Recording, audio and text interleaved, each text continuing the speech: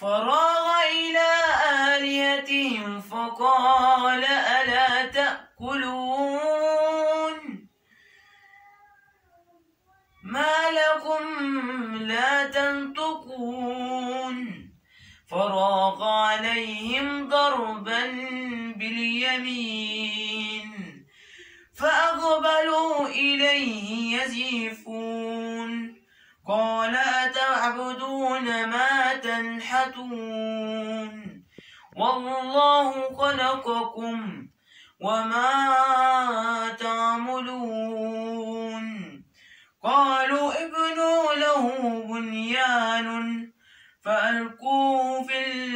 الجحيم